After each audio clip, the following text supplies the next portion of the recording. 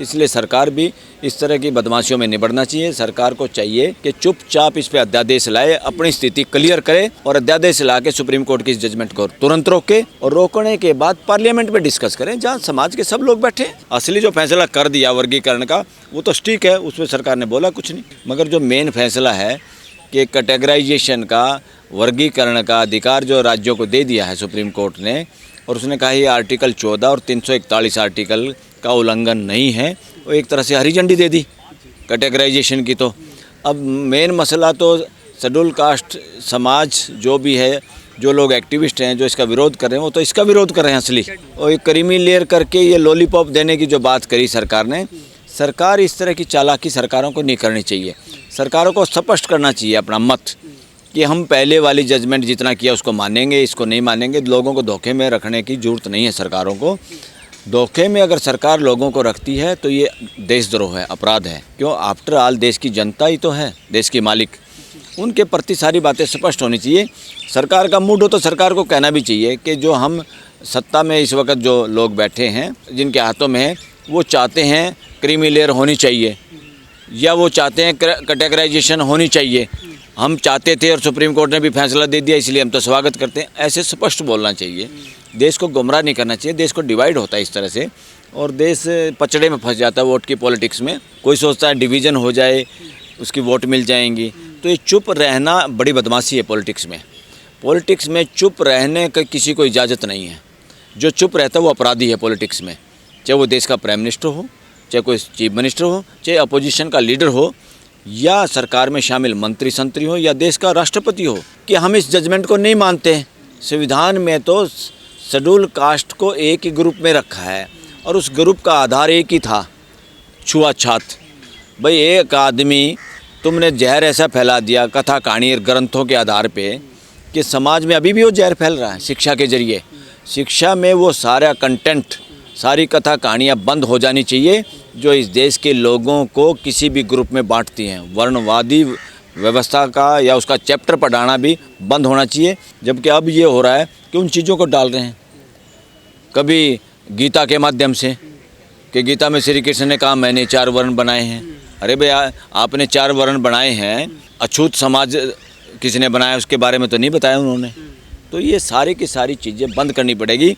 इस देश में आस्था के नाम पे, पूरी दुनिया में बल्कि न केवल भारत में, आस्था के नाम पे जो मानव को मानव से बांटने की कोशिश कर रहा है, जो कथा कहानी ग्रंथ है, उनको सबको खुडे लाइन लगाने की ज़रूरत है। जैसे टूटे हुए पत्तों का या घास फूस का खाद बनाते हैं ना, ऐसे खाद बनाने की ज़रूरत है। तो क्या सरकार को अध्यादेश लाना चाहिए? अध्यादेश लाना चाहिए था।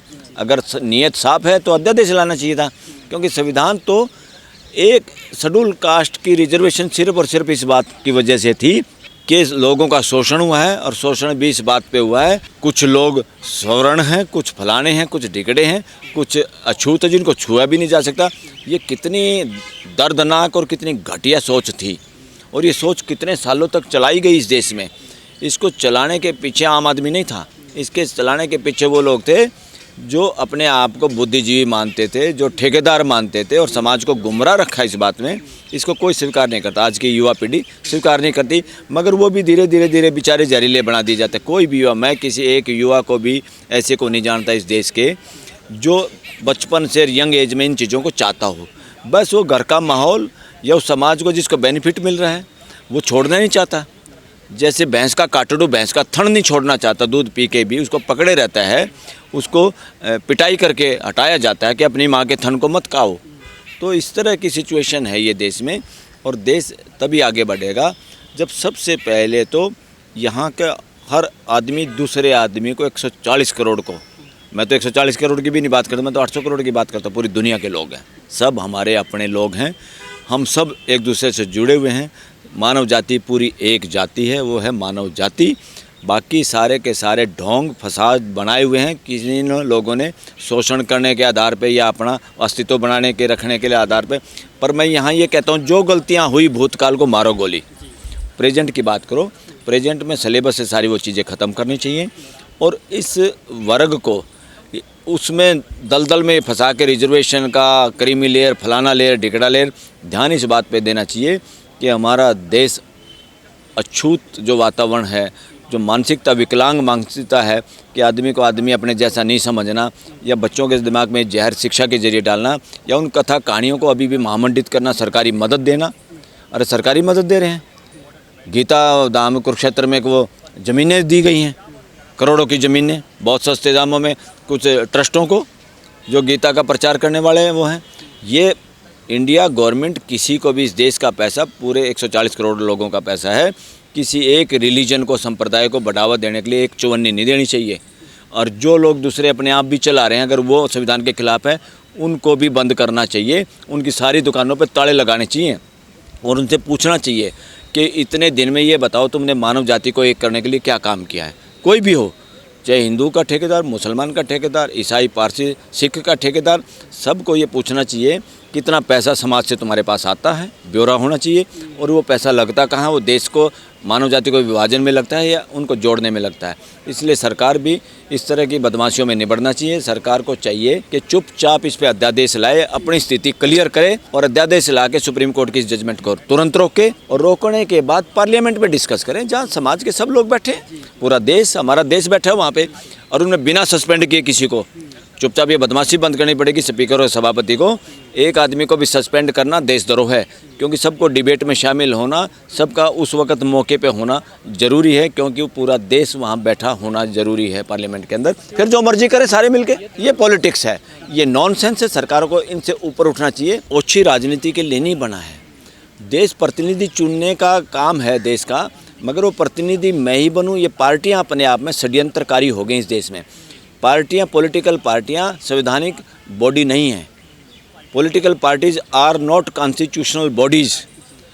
वो तो खाली पार्लियामेंट से बाहर हैं। पार्लियामेंट के अंदर जो आदमी गया ना, वो किसी पॉलिटिकल पार्टी का गुलाम नहीं होना चाहिए इस देश में, बल्कि एंटी डिफेक्शन और कई तरह के कानून वो बनाए, वो जानबूझ के बनाए हैं पार्टियों की डिक्टेटरशिप के लिए, बदमाशी के लिए।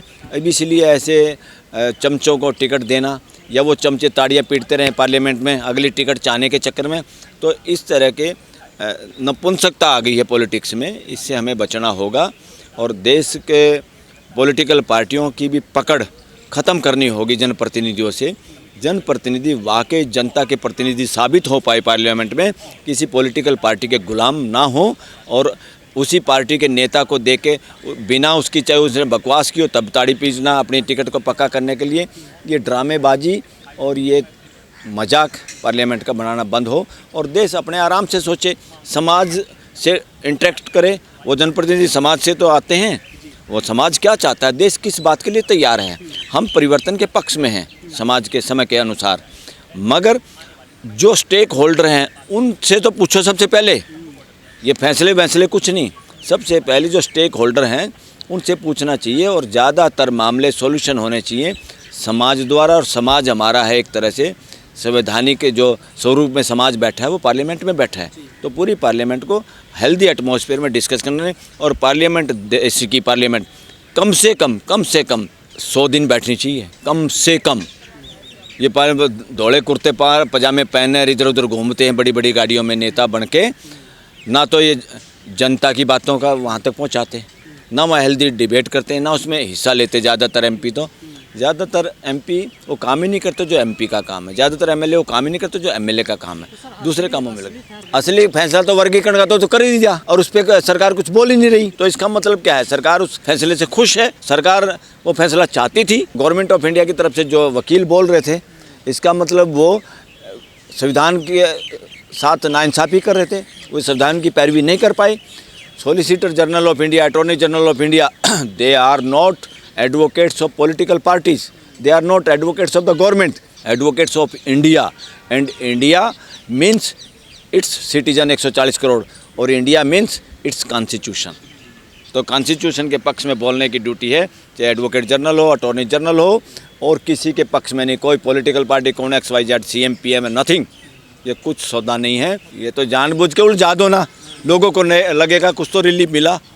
वो तो एक तरह से सजेशन हो, तो सुप्रीम कोर्ट की जजमेंट ध्यान से पढ़ेंगे, वो तो लागू होने का है नहीं। उसमें ये करेंगे क्या, वो तो वाकई सुप्रीम कोर्ट ने फैसला नहीं दिया, वो तो एक सजेशन है एक तरह से। उसको अगर सही पढ़ें तो हम असली जो फैसला कर दिया वर्गीकरण का, वो तो ठीक है, उसमें सरकार ने बोला कुछ नहीं। अरे ये सुप्रीम कोर्ट ने कितनी बार बिना आंकड़े के चक्कर में जाट रिजर्वेशन की फाइल फेंक दी, एक तरह से मतलब डिसमिस कर दिया केस। और ओबीसी 70 बातों में ये आंकड़े पूछते हैं, बताइए कमीशन बिठाया कि नहीं बिठाया, उसकी रिपोर्ट क्या है, आंकड़े क्या है। और यहाँ 2 कामों में 10% economic weaker section general category के लोगों के लिए इन्होंने चुपचाप कर दिया, 1 मिनट में कर दिया, केस भी फटाफट लगा दिया, कॉन्स्टिट्यूशन बेंच भी बिठा दिया और फैसला भी कर दिया। और जो इम्पोर्टेंट इशू है देश के लोगों के फंडामेंटल राइट के, उसमें 2-2, 3-3 साल से केस पेंडिंग है। PMLA जिसमें अपोजिशन के लीडरों को जेल में बंद किया गया, उनके यहाँ केस को लिस्ट नहीं किया सुप्रीम कोर्ट ने। तो सुप्रीम कोर्ट कौन लिस्ट करेगा, बेंच कौन बनाता है, चीफ जस्टिस। अब इसका मतलब chief justice he contempt of court कर रहा है।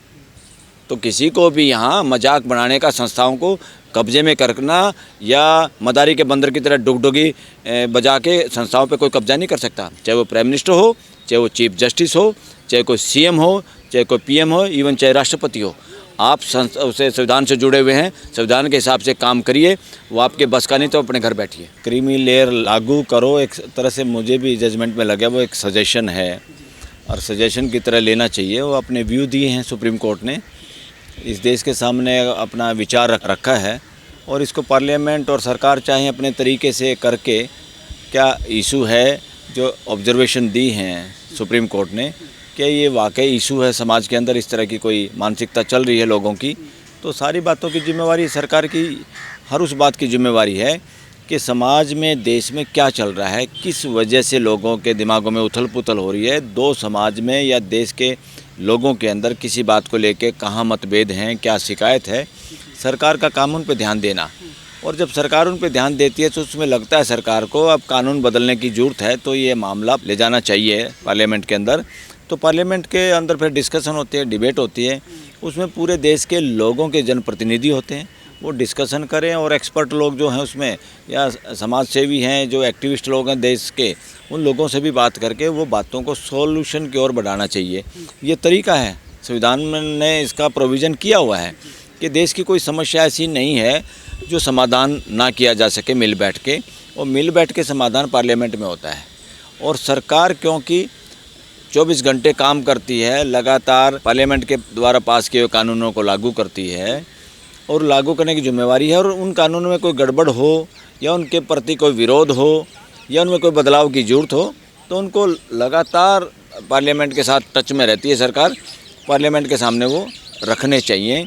ये मुद्दा सुप्रीम कोर्ट में आना ही नहीं चाहिए था, क्योंकि किसी एक राज्य ने कोई ऐसा किया, एक आध राज्य ने और भी किया था, कुछ लोगों ने वापस ले लिया था, कुछ लोग सुप्रीम कोर्ट तक आ गए, जैसे पंजाब का केस आ गया सुप्रीम कोर्ट तक कि भाई सब कैटेगराइजेशन, यानी SC शेड्यूल कास्ट ग्रुप में जितनी जातियां रखी हैं कि उनको डिवाइड किया जा सकता है इस आधार पे कि भाई कौन आगे ज़्यादा बढ़ गया, किसको लाभ नहीं मिला। इस तरह की बात सुप्रीम कोर्ट ने कही, और सुप्रीम कोर्ट ने मेन जो बात कही, ये फैसला किया कि भाई ये आर्टिकल 14 का वायलेशन नहीं है। अगर कोई स्टेट सब कैटेगराइजेशन कर देता है, उप जातियों में बांट देता है, SC शेड्यूल कास्ट का एक ग्रुप है, उस ग्रुप में क्लासिफिकेशन कर सकता है और उनको इस आधार पे कि कौन रिजर्वेशन का बेनिफिट कम मिला है, किसको ज़्यादा मिला है, उस पर अपने आंकड़ों के आधार पे अपनी तरफ से उसमें आरक्षण दे सकता है, किसी को कम किसी को ज़्यादा, जो लोग वंचित रहें उनको ज़्यादा मिल जाए। मगर उसमें ये कहा कि सरकारें मर्जी नहीं चलाएंगी, आंकड़ों पे आधारित होना चाहिए और ऑब्जेक्टिव होना चाहिए, उसका स्पष्ट होना चाहिए, वो वोट की पॉलिटिक्स से प्रभावित नहीं होना चाहिए, ये लिखा है। और क्रीमी लेयर वाले मामले में खुद सुप्रीम कोर्ट के जजों ने बोल दिया, इसमें भी OBC की तरह से इसमें भी शामिल करने की ज़रूरत है, क्योंकि उनको लगता है कि कहीं ना कहीं पैसा भी एक ऐसा माध्यम है, इकोनॉमी एक ऐसा माध्यम है जिसके आधार पे भी